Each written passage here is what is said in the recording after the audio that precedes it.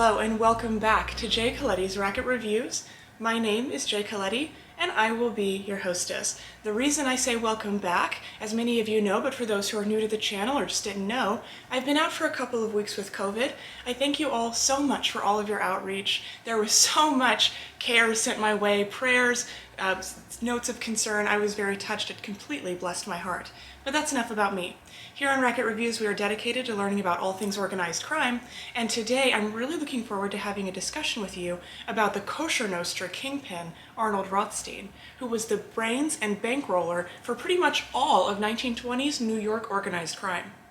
If you're enjoying the channel and would like to become a Racket Reviews patron, please head on over to that Patreon account and join the Coletti family. Now, without further ado, we have much to discuss. So let's get right to it. Arnold Rothstein was born on January 17, 1882 in New York City. He was the son of a successful businessman, Abraham Rothstein, and his wife Esther. Rothstein's father was a pillar of the community and extremely generous both with his time and money. Abraham Rothstein served as a chairman of the board of Beth Israel Hospital and was known for his philanthropy. New York's Governor Al Smith called him Abe the Just. Honesty and integrity were certainly qualities that this gem of a man wished to pass on to his children, and while his elder son Harry would go on to be a rabbi, Abe the Just's most well-known younger son would go on to be precisely the opposite. In fact, the only similarity it seems between Arnold Rothstein and his father was that they were both very good businessmen, although the type of business that Arnold Rothstein was in was not the type of business that Abe the Just approved of. The disapproval of Rothstein's father began early.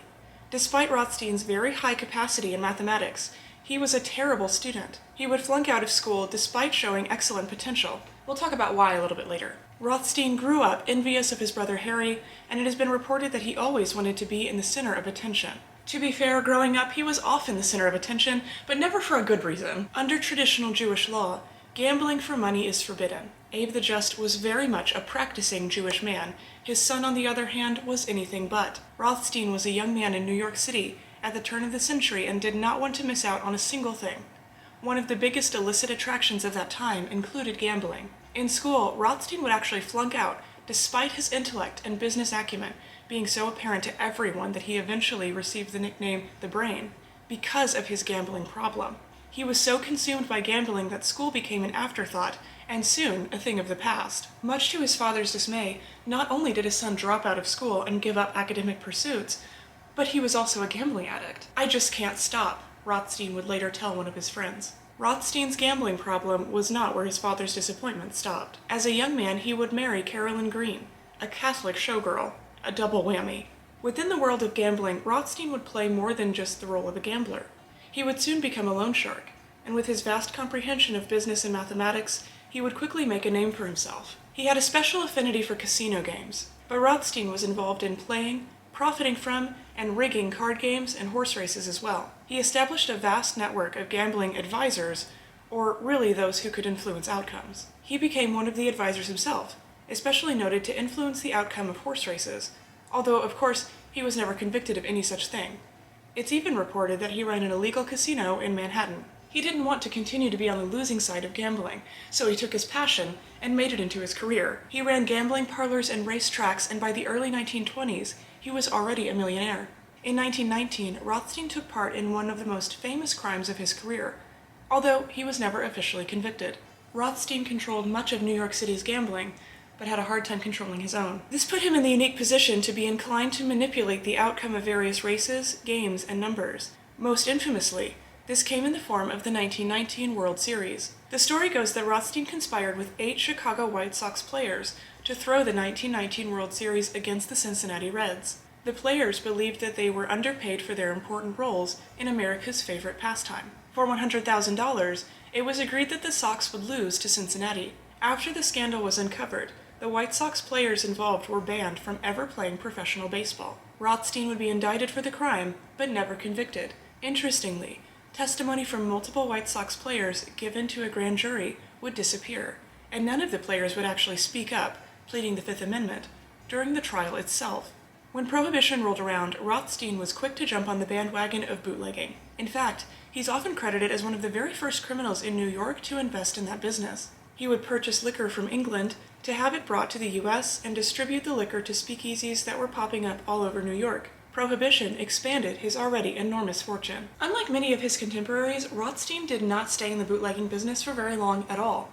He wanted to be in control of whatever he was working in, and bootlegging was just too much of the Wild West of illegal ventures. His time as a smuggler did not go to waste, however. Rothstein would transfer these skills into the business that would not only make him more money in the short term, but would have an international effect that we're experiencing even today, the narcotics trade. Although today it would be easy to say, well, it's weird that Rothstein got into drug trade because that's such a decentralized business, but in 1926, he had the opportunity to really control how this new business venture was going to go. In addition to establishing liquor and drug smuggling operations, Rothstein was also very busy recruiting mobsters into his operation. As a man who loved the theater, Rothstein had honed his eye as a talent scout. He was also known for bankrolling productions and even the construction of theaters. Much like his skills as a smuggler, Rothstein transferred his abilities as a talent scout. Instead of finding the perfect actor for a leading role, Rothstein would now use this ability to find the perfect mobsters into whom he should invest his capital. And as you can imagine, Rothstein had the ability to pull together an excellent cast. In addition to several others, Rothstein would bring into the fold Irish mobster Jack Legs Diamond, fellow Jew Dutch Schultz, Italian Frank Costello, and perhaps most famously, Sicilian Lucky Luciano. Luciano especially would think of Rothstein as more than just a financial benefactor, but a mentor and a leader. Luciano is quoted as saying the following about Rothstein. He taught me how to dress, how to use knives and forks and things like that at the dinner table, about holding a door open for a girl. If Arnold had lived longer, he could have made me pretty elegant. As you can probably piece together from Luciano's quote there, Rothstein did not live very long, and that's true. But we'll talk more about the end of his life at the end of this video. In addition to the gangsters Rothstein helped to bring into the underworld, he was also rubbing elbows with many men who were of extreme influence during that time. This would include newspapermen, most notably New York World editor Herbert Bayard Swope, the first recipient of the Pulitzer Prize for reporting, featherweight boxing champion Abe Attell, Rothstein's bodyguard, and the man suspected for being the messenger between Rothstein and his White Sox co-conspirators, and of course, major Jewish gangsters, including Jacob Shapiro, Lepke Bachelter, and Meyer Lansky. With connections like this, I'm sure that had Rothstein lived long enough, he would have been a major influence in the world of organized gambling in Las Vegas and Cuba. I'm positive of it, but he would not live to that. But again, we'll talk about the end of his life a little later. One thing that's important to note about Rothstein is that while he certainly never earned the approval of his family, he always had their love, and it would seem that he always loved them. Despite his lack of practicing any Jewish rituals, it is reported that Rothstein helped to see the construction of several synagogues in the city, most likely at his father's request. He is also reported to have helped his father get out of approximately $350,000 in debts that he had accrued. We don't know the circumstances around these debts, but they do not seem to be illicit in nature. We also see a softer side of Rothstein in his position as a real estate mogul. Oh yeah, he was also involved in real estate. He owned several rental properties and had a reputation of mercy for those struggling to make their rent. Now, don't be confused into thinking that Rothstein was a sort of man of the people type. Love of family is something that even the most hardened criminals have a hard time shaking. And as far as his charity toward renters, there have been many examples of mobsters ingratiating themselves to communities in which they rule. Rothstein was no exception. As we've already established in this video, and as many more have established before me, if nothing else, Rothstein lived his life as a gambler, and sadly, he would die the way he lived. Arnold Rothstein's death remains unsolved to this day, although many suspect that this was done at the hands of a fellow gambler, George Hump McManus, to whom Rothstein allegedly owed over $300,000 in gambling debt. That's about $4.8 million adjusted for inflation. McManus was even arrested and charged with murder for gunning Rothstein down, but he was later acquitted due to a lack of evidence. Rothstein was shot in the stomach with a .38 caliber revolver on the night of November 4th, 1928. He stumbled, holding his bleeding abdomen, into the Park Central Hotel, where an ambulance was quickly called. Rothstein was taken to the Polyclinic Hospital, where he received a surgery to remove the bullet. They were unable to do so. The infection, coupled with the internal bleeding, meant a death sentence for Rothstein. While at the hospital, Rothstein was questioned about who had gunned him down, but in true old-school mobster fashion, he never gave the name. Rothstein's lawyer, Morris Cantor, was able to visit Rothstein on his deathbed, just in time for Rothstein to sign a revised will that assigned Cantor 5% of Rothstein's estate, and upped the bequeathment to his mistress, Inez Norton, to 1/6 of the estate, and cutting his wife Carolyn's bequeathment from 50% to 33%. It makes one wonder what the story was there. Arnold Rothstein would die as a result of his injuries on November 6, 1928. He was 46 years old. Carolyn Rothstein would contest the second will following her husband's death and eventually come to a settlement over the estate. Abe Rothstein, who would outlive Arnold Rothstein, said the following about his son: "I could not ask for a better one. He was not the kind who neglects his parents." Likely because of his father's good name and standing, Arnold Rothstein was given an Orthodox Jewish funeral with a eulogy being read by the highly respected Rabbi Leo Jung. Arnold Rothstein was laid to rest at Union Field Cemetery in Ridgewood, New York, with a gravestone reading simply, "May his soul rest in peace." Also in an odd twist, Rothstein would receive much lauding and loving send-offs from the Jewish newspapers of the area. One literally referred to him as, quote, "a sort of saint." Others described him as having, quote, "the manners of an aristocrat."